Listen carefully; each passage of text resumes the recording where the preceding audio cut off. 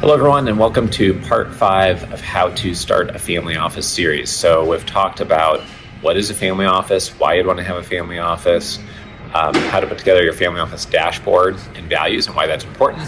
Also how to start talking to your family about this issue and why it's important. And it's really just not doing all their hard work justice. They don't want to put the time in formalizing their family office. I'd like to now talk about service providers and partners you will need to get a functional virtual or single family office in place.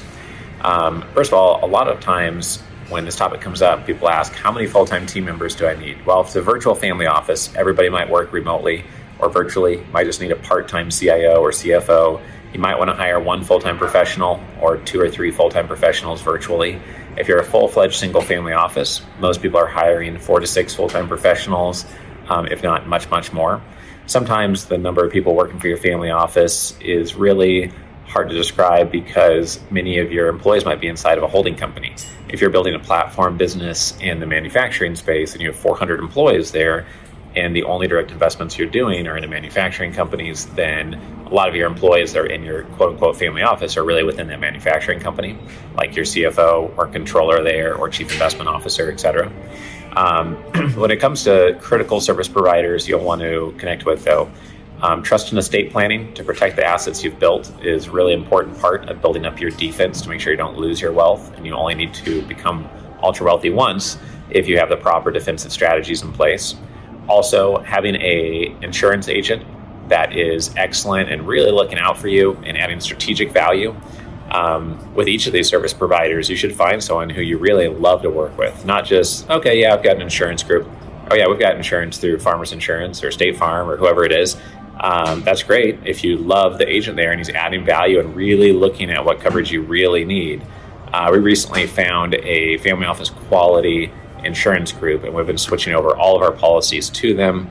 We got to know them last year and this year, and the depth of expertise they're adding to help with making sure different liabilities are covered based on the unique aspects of the property is really critical.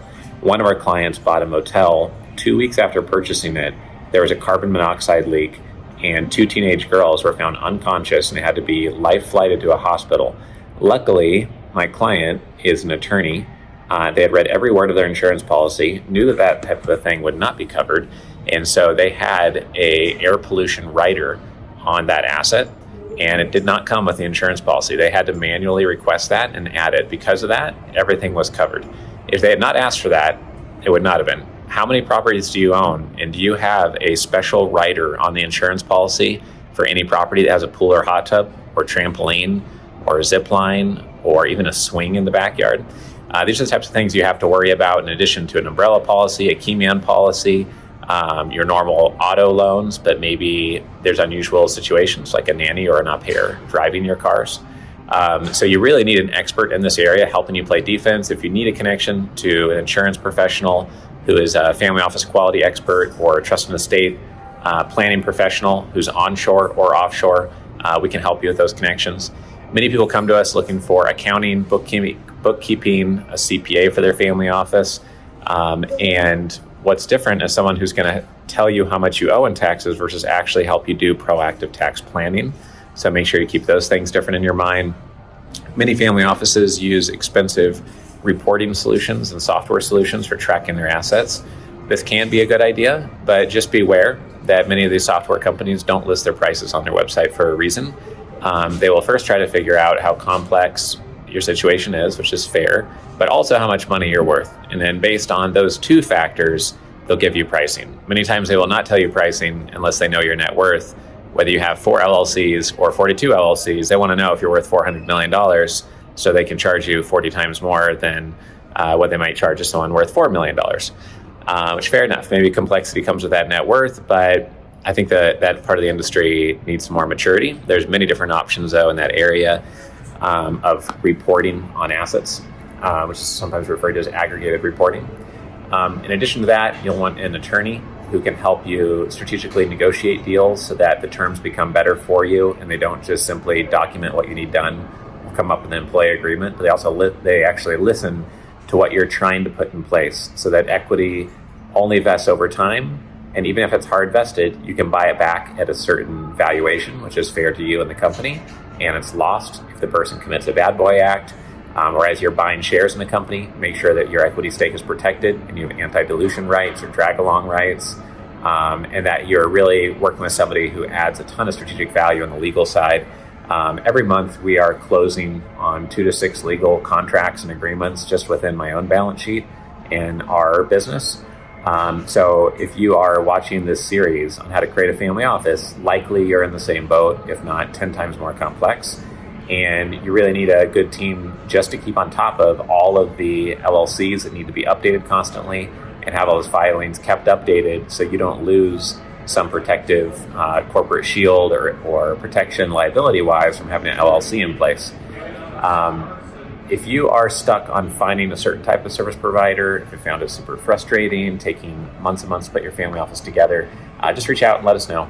You can shoot me a question by texting me at 305-333-1155, or you can send me an email, richard@investorclub.com. And again, we help set up family offices for free. It allows us to get to know you.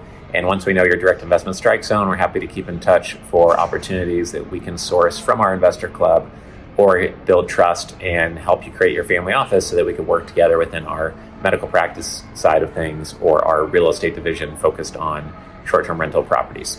So hope you found this video helpful on service providers and putting together your service provider team. The strength of any organization is the team, and you do not want to try to hire every service provider and have them work only for you.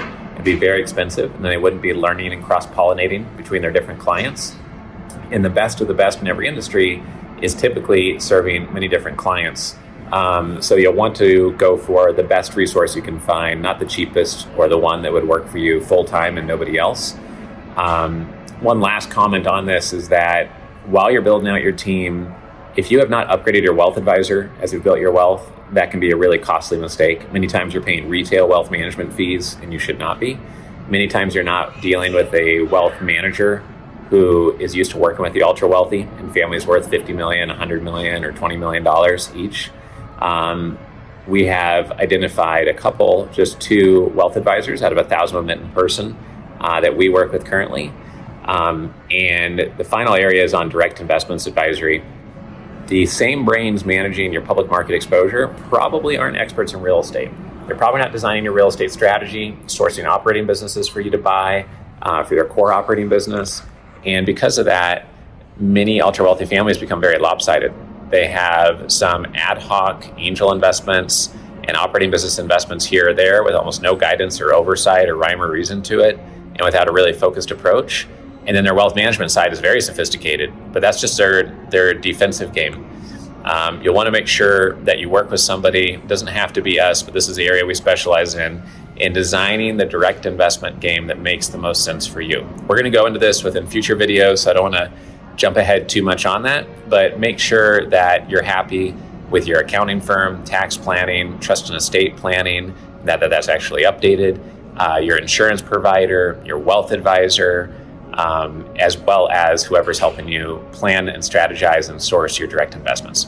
Hope you found this video helpful and hope to see you at one of our live events soon, and I'll catch you on the next video in the series.